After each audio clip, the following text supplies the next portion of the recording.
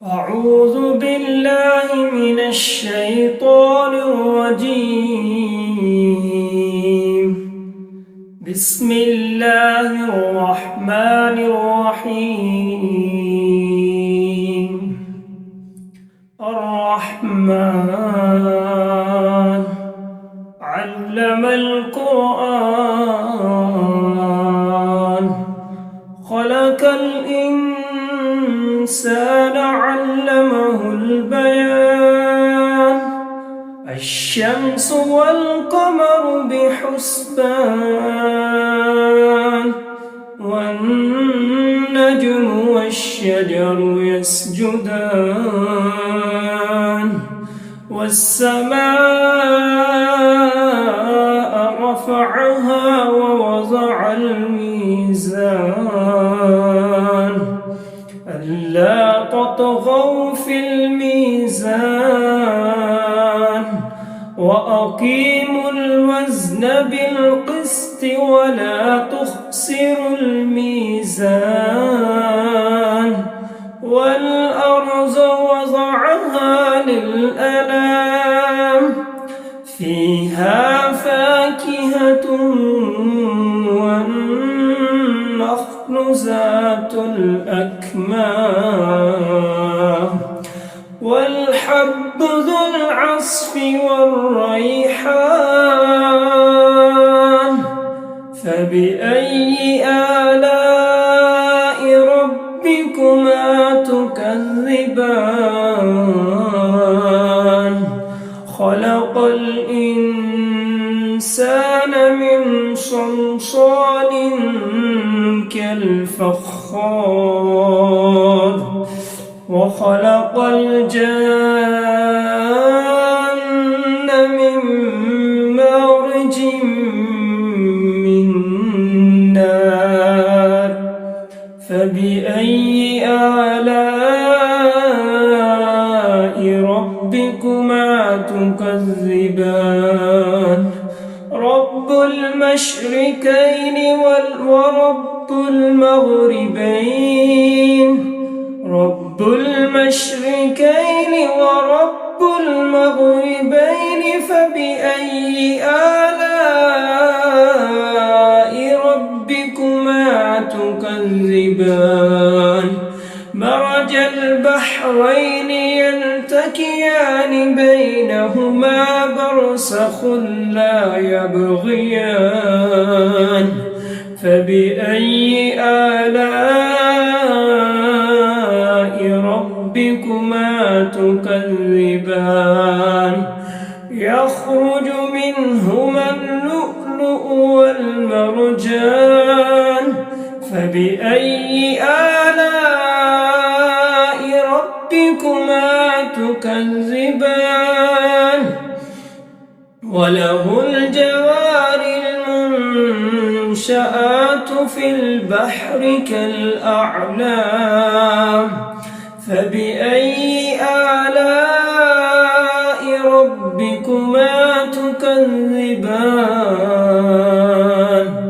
كل من عليها فان ويبقى وجه ربك ذو الجلال والإكرام فبأي آلاء ربكما تكذبان يسأله من في السماوات والأرض كل يوم هو في شأن فبأي آلاء ربكما تكذبان سنفرغ لكم أيها الثقلان فبأي آلاء ربكما تكذبان يا معشر الجن والإنس إن استطعتم أن تنفذوا من أقطار السماوات والأرض فانفذوا لا تنفذون إلا بسلطان فبأي آلاء ربكما تكذبان يرسل عليكما شواظ من نار ونحاس فلا تنتصران فبأي آلاء ربكما تكذبان فإذا انشقت السماء فكانت وردة كالدهان فبأي آلاء ربكما تكذبان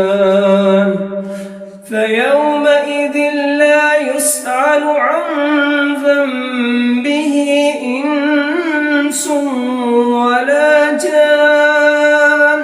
فبأي آلاء ربكما تكذبان يعرف المجرمون بسيماهم فيؤخذ بالنواصي والأقدام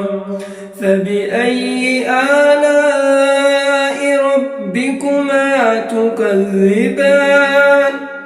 هذه جهنم التي يكذب بها المجرمون يطوفون بينها وبين حميم آن فبأي آلاء ربكما تكذبان ولمن خاف مقام ربه جنتان فبأي آلاء ربكما تكذبان ذواتا أفنان فبأي آلاء ربكما تكذبان فيهما عينان تجريان فبأي آلاء ربكما تكذبان فيهما من كل فاكهة زوجان فبأي آلاء ربكما تكذبان متكئين على فرش بطائنها من استبرق وجنى الجنتين دان فبأي آلاء ربكما تكذبان فيهن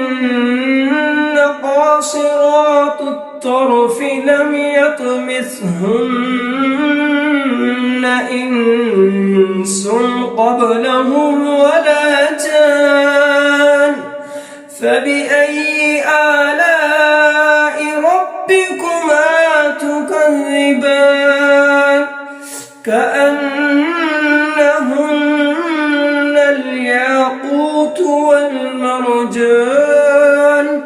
فبأي آلاء ربكما تكذبان هل جزاء الإحسان إلا الإحسان فبأي آلاء ربكما تكذبان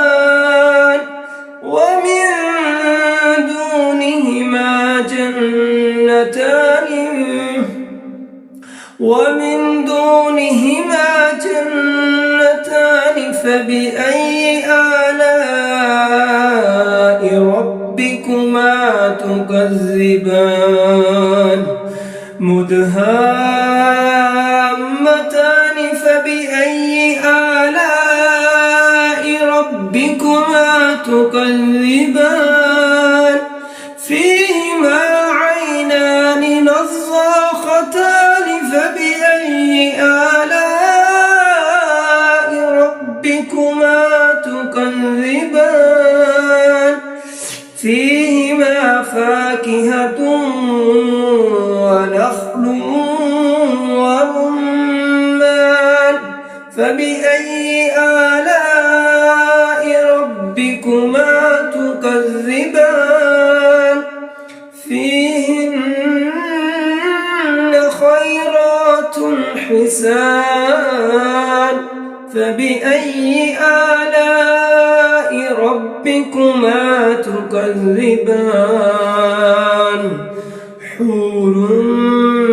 مقصورات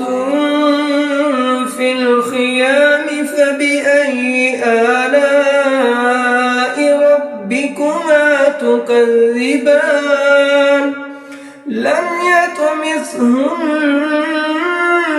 إنس قبلهم ولا جان فبأي آلاء ربكما تكذبان متكئين على رفرف خضر وعبقري حسان فبأي آلاء ربكما تكذبان